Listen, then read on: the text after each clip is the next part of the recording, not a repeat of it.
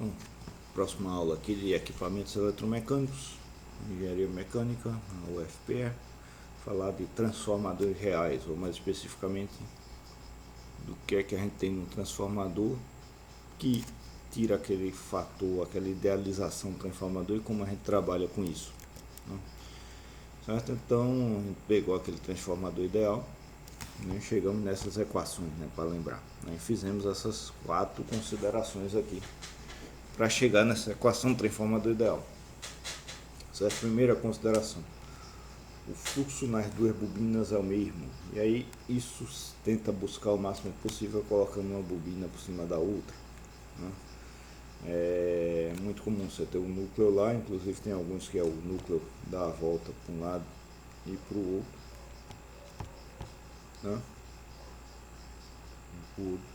né? E as bobinas uma intercalada com a outra para você ter o fluxo mais próximo um ao outro, né, 2 bobinas, né? Segundo, que a relutância do núcleo é muito pequena, né, e que você não tem perdas nesse núcleo. E terceiro, que a resistência das bobinas é desprezível, né? Vamos analisar cada um desses e ver o que é que isso afeta, certo? Esses aqui, essas equações, isso aí vai modelar um transformador ideal, né? E a gente vai anexar coisas no modelo de um transformador real, vai ficando anexando coisas a esse transformador ideal em cada caso, certo? Então, primeiro caso, o fluxo nas 2 bobinas é o mesmo, certo? Então, um transformador real, isso não é verdade. Todo transformador você não tem como fazer o fluxo ser totalmente o mesmo, né? Aqui eu peguei um caso mais claro de ver, né, em que eu peguei é um desenho mais comum do transformador até, né, que você tem o núcleo aqui e uma bobina desse lado, outra bobina desse outro lado, certo? Aqui fica mais claro, eu fiz uma simulação eletromagnética, coloquei aqui a permeabilidade desse material, né, bem pequena para ter uma dispersão grande aqui do fluxo fora do material, só para a gente visualizar. Mas quando a gente tem isso daqui, a gente tem fluxo por dentro dessa bobina, passando por aqui. Não tem, no caso, passando por aqui, né? Em alguns casos até tem, certo? Mas fluxo passando por aqui, passando por aqui. A gente tem fluxo em cada bobina, que não alcança a outra bobina. Se um fluxo está numa bobina só, não alcança a outra, isso aqui gera uma indutância em cada bobina, certo? Então, num transformador ideal, a gente vai ter uma indutância no primário e uma indutância no secundário, LP e LS, trabalhando em tensão alternada, né? J ômega LP e JXP, né? Reatância XP, né? E no secundário, uma indutância LS, que é da chamada alta indutância das bobinas do transformador, dos enrolamentos do transformador, né? E é justamente porque o fluxo não é totalmente concatenado de uma bobina com a outra, certo? Então o fluxo dispersa entre as 2 bobinas, certo? Isso vai fazer o que? Vai fazer com que você tenha uma perda na tensão que sofre o efeito do transformador. E isso é modelado justamente colocando essas indutâncias em série com o transformador ideal, certo? Então um LP do lado do primário, um LS do lado do secundário, certo? Então essa corrente aqui vai passar, essa tensão vai se dividir, né, na indutância LP, e a tensão no transformador ideal, mesma coisa do lado do secundário, certo?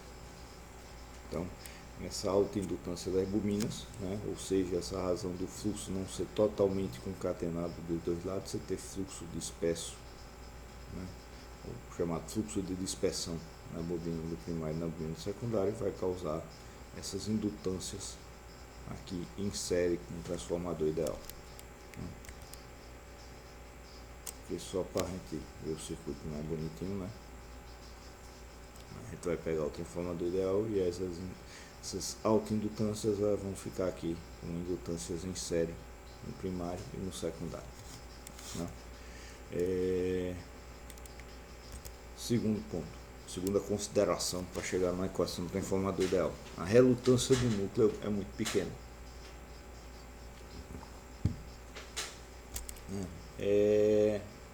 Na prática ela não tem nem como ser muito pequena, nunca é zero, né? E por mais pequeno que você faça a relutância do núcleo, né, você vai ter uma relutância pequena, né, que isso vai gerar, né, lembrando a equação do indutor, né,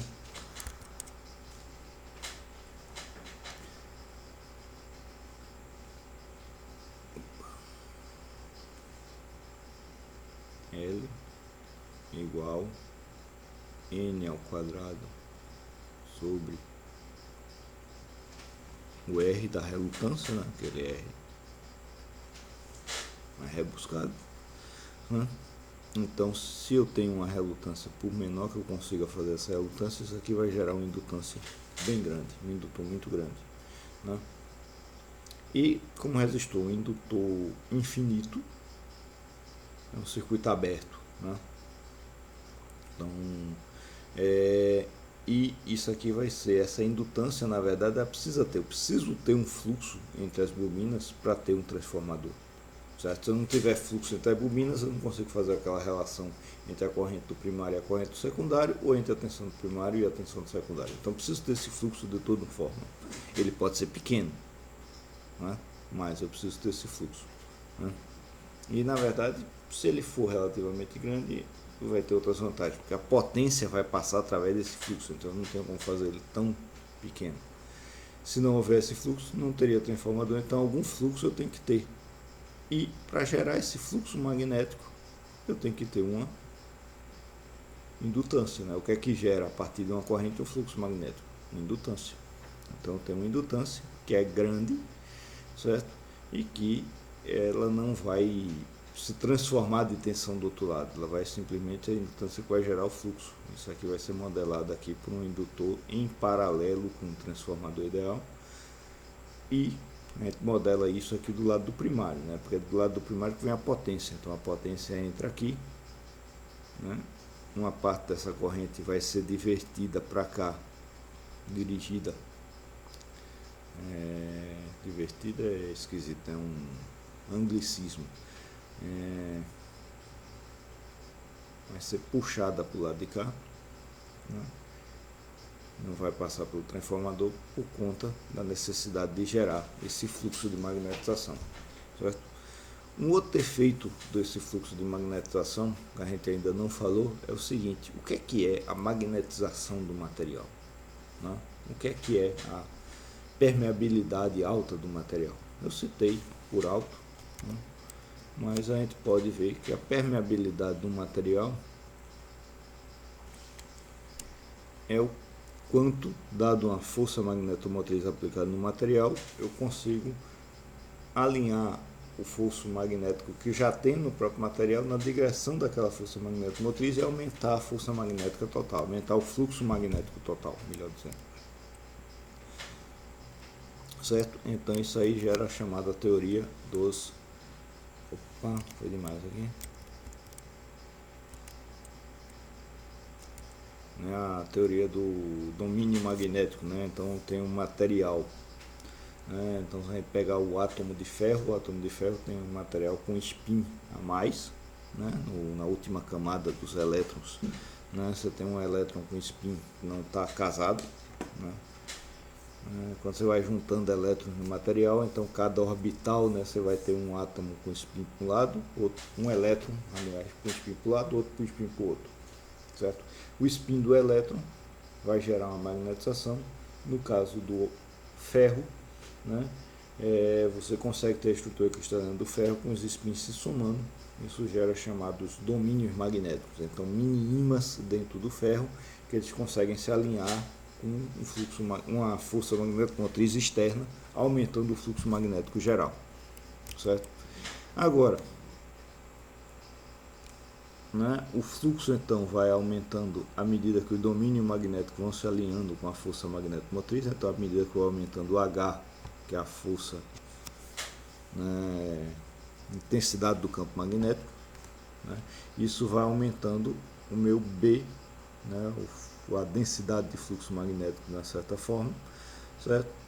E uma hora esse B vai parar de subir, quer dizer, ele vai subir bem pouquinho, né?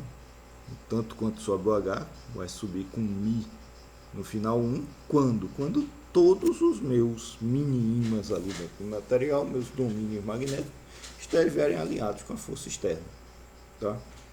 Ou seja, a gente trabalhava com um Mi constante. Na verdade, o Mi ele tem um formato como esse. Vai variar muito de material para material. Vários materiais vão ter um Mi diferente. Você tem estudo de materiais aí, de o que é que junta ferro com manganês, monta numa cerâmica, uma ferrite, enfim, vários tipos de materiais que vão dar várias configurações da permeabilidade magnética, mas ela não é uma constante. A gente trabalhou com uma constante por simplicidade, mas ela não é uma constante. Você tem uma saturação do núcleo quando você aplica uma força magnético-motriz muito elevada e o seu núcleo chega no campo magnético máximo que ele consegue gerar, né? Então ele satura, né?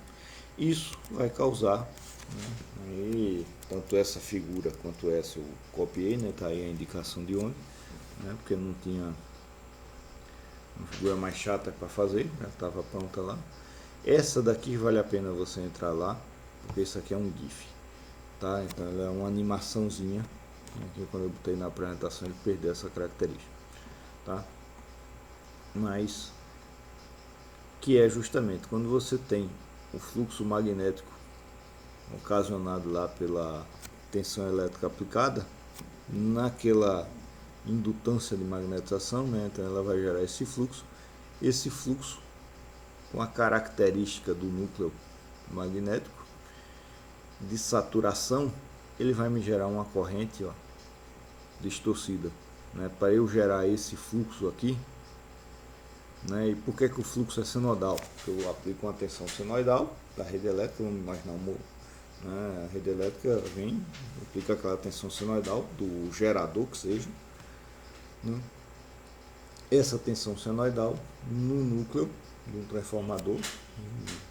Então a gente pode ver isso se a gente pegar o transformador sem estar ligado a nada. Eu não tenho corrente de saturação, né, do secundário. Aí eu não tenho queda de tensão aqui no LS, eu também não tenho o efeito transformador. Essa corrente aqui eu não tenho, certo? Então essa corrente todinha aqui passa pela LM aqui e vai gerar um fluxo magnético, né? Se a minha tensão aqui for elevada, a tensão pela lei de Faraday vai me gerar um fluxo senoidal e que vai me gerar, para gerar esse fluxo senoidal, se eu já tiver alcançado a saturação do material, eu gero essa distorção da minha corrente. Então a minha corrente de magnetização que eu estou colocando aqui só de forma linear com esse LM, na verdade o caso é pior, né? Porque ela muitas vezes ela é não linear por conta da saturação do núcleo. Só estou colocando isso aí para vocês, ainda não vai fazer conta com isso daqui não, mas só para ter uma ideia, né? Que é aquela indutância de magnetização, ela, na verdade é não linear por conta da saturação do núcleo magnético, né? Então esses dois fenômenos acrescentam essas duas indutâncias. Então é o fluxo não mútuo, né? O fluxo, né, individual de cada bobina vai gerar essas indutâncias série no primário e no secundário, e a magnetização no núcleo ela vai ser mapeada como uma indutância aqui também, outra indutância em paralelo, nesse caso com um transformador, certo? Essa indutância é muito grande, então muitas vezes a gente consegue desprezar. Essa aqui é pequena, mas por conta da corrente passando é mais difícil a gente desprezar, certo? Muito grande, fica em paralelo com outras coisas aqui, né? A gente acaba conseguindo desprezar isso aqui mais facilmente, né? Mas de todo modo vamos avançar para chegar num transformador completo, certo? Por enquanto a gente está só em indutâncias, então isso aí vai gerar defasagem de corrente, mas não vai causar perda nenhuma, né? Mas próxima característica aqui, a próxima consideração que a gente fez para chegar no transformador ideal foi justamente consideração que eu não tenho perdas no núcleo magnético. Esse fluxo magnético não me gera perdas. Onde é que eu tenho perda no núcleo magnético? Então, basicamente, duas fontes de perdas no núcleo. Uma são as chamadas correntes de Foucault, certo? Que é, basicamente, se eu tenho um campo magnético variante no tempo, não está mostrando, né? Mas aqui um campo magnético no material condutor. Então, campo magnético variante no tempo, de novo, equação de Faraday, lei de Faraday, Faraday, Newman, Lenz, se quiser. Né? Isso vai me gerar uma tensão magnética aqui em volta dessa variação do campo, um laço de corrente. Como o material é condutor, isso aqui vai me gerar um laço de corrente que vai consumir energia esquentando esse material, certo?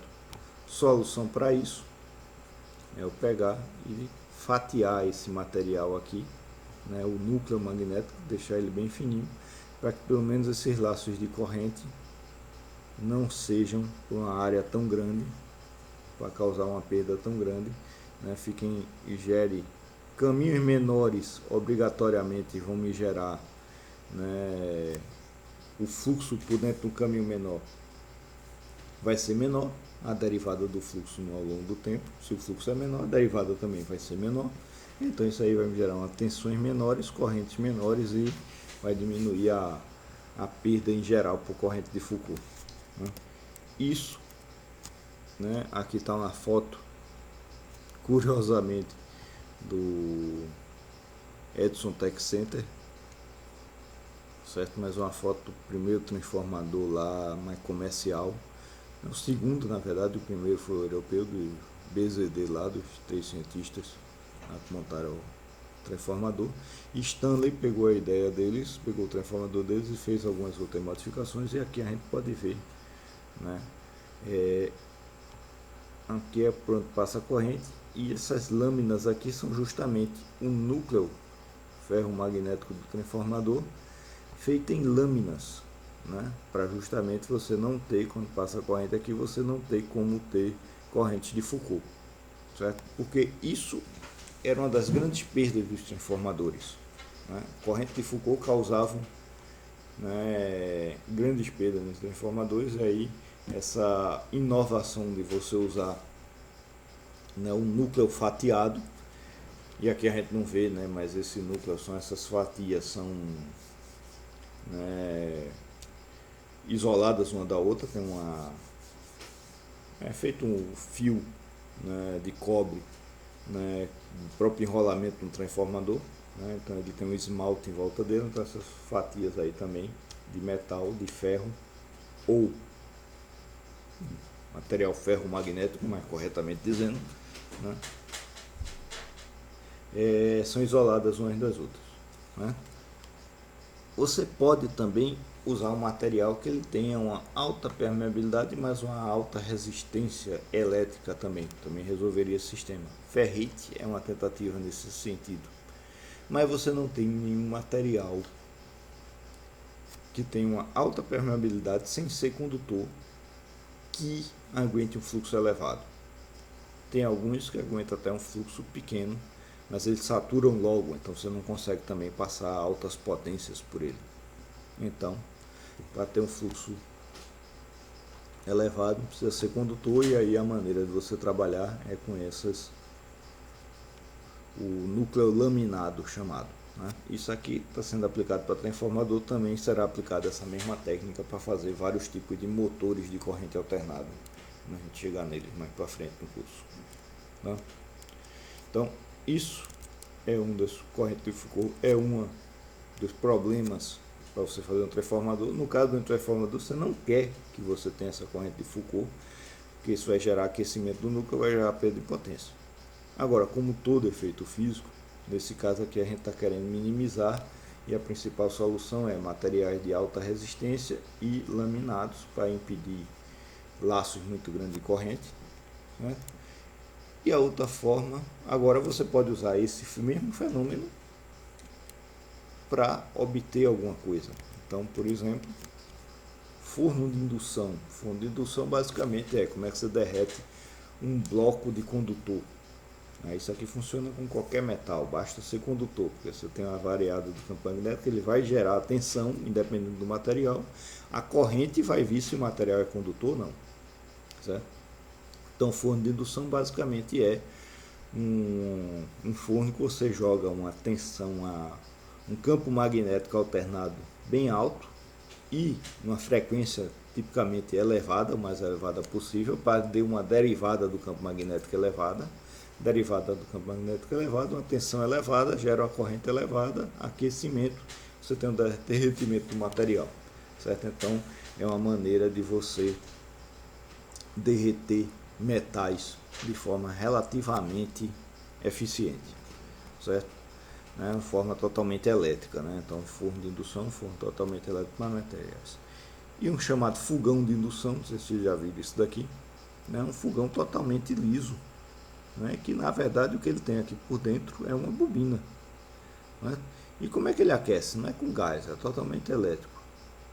E não é uma resistência elétrica por si só. Como é que ele aquece? Essa bobina gera um campo magnético que ele se acopla com a panela e gera uma corrente de Foucault na panela. Então, fogão de indução não é o fogão que aquece, é a panela que aquece, né? Isso faz com que ele seja bem mais limpo de limpar, mais fácil de limpar, né? Porque ele mesmo é uma superfície lisa, né? E de certo modo é mais seguro. Você não tem um fogo, uma criança pode botar a mão aqui que não vai ter nada, porque a mão dela vai ter uma alta resistência e não vai gerar uma corrente suficiente para fazer nada, né? Agora, a acoplamento aqui não é tão eficiente, então ele tende a gastar bastante energia, e a gente que usa gás, o gás tende a ser bem mais em conta do que o fogão elétrico, certo? Mas só de curiosidade aqui, são utilidades dessa corrente de Foucault, né? Aqui eu botei um link aqui para um vídeo do YouTube, vai estar lá na página da disciplina também, para um forno de indução, não? Lá no Classroom vai ter esse link, mas para um forno de indução, para vocês verem lá, o cara fez a bobina e faz uns testes colocando material lá dentro, né? Derreter, certo? Outra forma de você ter uma perda magnética dentro do núcleo é um outro fenômeno que é a esterese, tem também a ver com os domínios magnéticos, e que é a curva de saturação, a curva B por H, né? Então da força, da intensidade, da força do campo magnético e o fluxo magnético, né? Ela tem essa curva daqui com a saturação, mas além disso, os domínios magnéticos eles também têm um trabalho para você alinhar eles para um lado ou para o outro. Então eles têm tem um termozinho para isso, mas eles tendem a manter uma magnetização. Certo? É como você faz um ímã permanente. Você magnetiza o material, os domínios magnéticos se alinham numa determinada direção, né? Então, essa linha daqui você aplica um campo magnético aqui, magnetiza aqui. No caso aqui está até a saturação, né? Mas não seria necessário. Quando você tira a força magnética externa, ele mantém o fluxo magnético no material. Então você magnetizou aquele material, certo?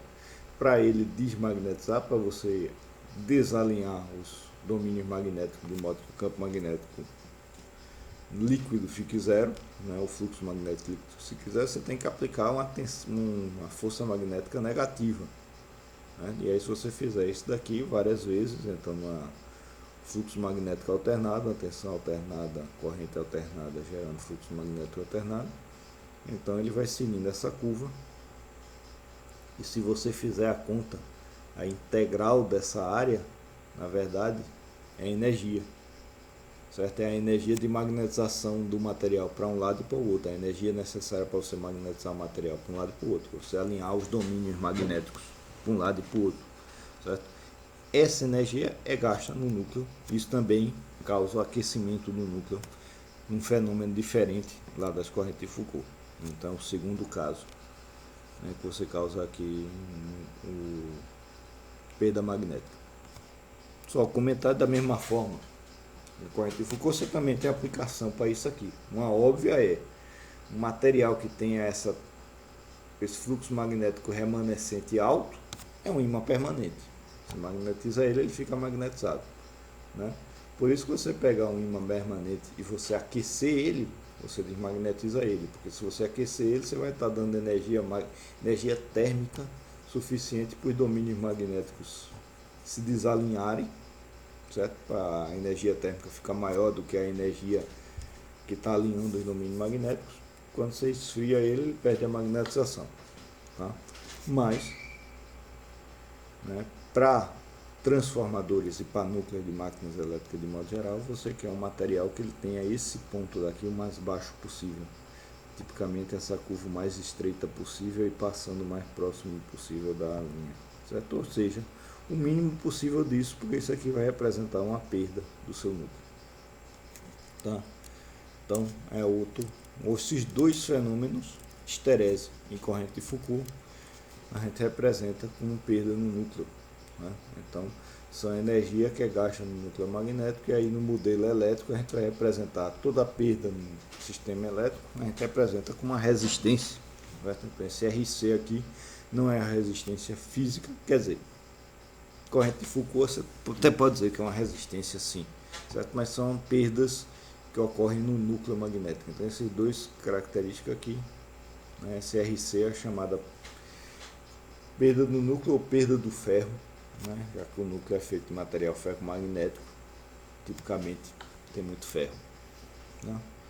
Último ponto, resistência das bobinas é desprezível, certo? Então aqui a gente tem várias voltas, um fio aqui em volta para fazer essa bobina, várias voltas do outro fio para fazer essa bobina. Normalmente você usa um material que tem uma resistividade bem baixa para isso. Então um material que tem uma resistividade baixa e não é tão caro, é cobre. Então normalmente são fios de cobre. E isso aí vai simplesmente a resistência dessa fiação. É o último elemento que acrescenta aqui em série no modelo do transformador, gerando o modelo completo do transformador, certo? Então, basicamente, é esse aqui o modelo completo do transformador, só para relembrar.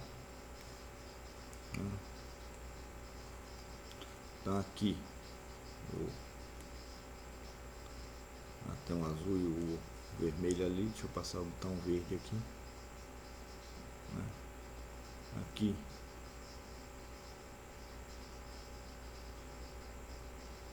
transformador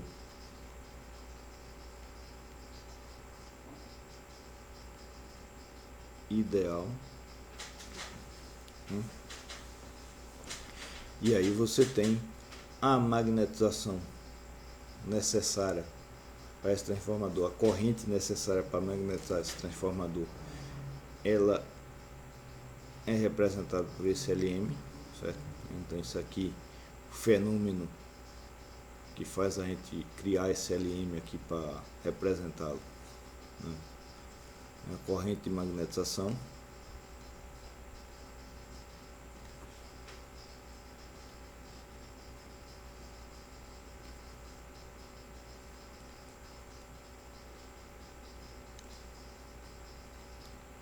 E no núcleo do material você vai ter tanto a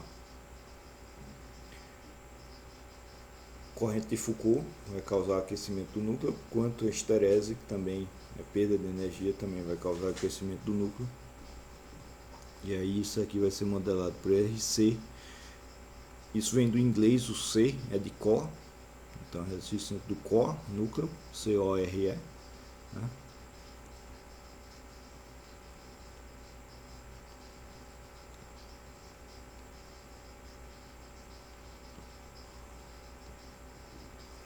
Perda no núcleo. E outro fenômeno é que você tem, o fluxo não é totalmente concatenado entre o primário e o secundário, certo? Então você tem um fluxo de dispersão tanto no primário quanto no secundário.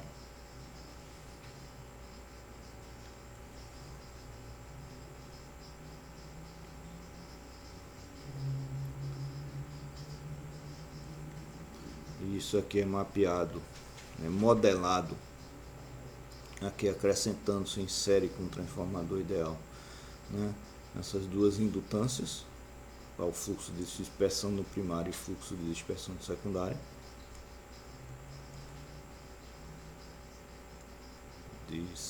operação. Faltou aqui. Ficou feio pra caramba, mas enfim. E por último, a própria resistência das bobinas vai gerar no primário a resistência da bobina e no secundário vai gerar uma queda de tensão e uma perda, um aquecimento também.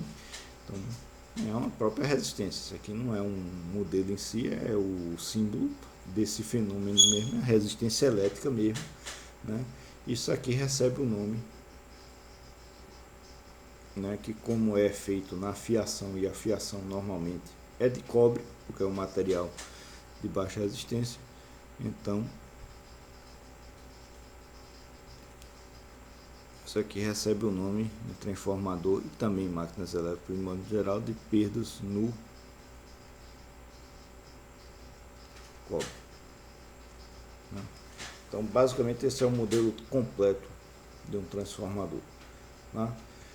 Em cima disso você pode fazer várias coisas. Primeira coisa é o que é que você vai desprezar. Então normalmente é comum você desprezar, né, esses termos, ou pelo menos, né, o RC, né?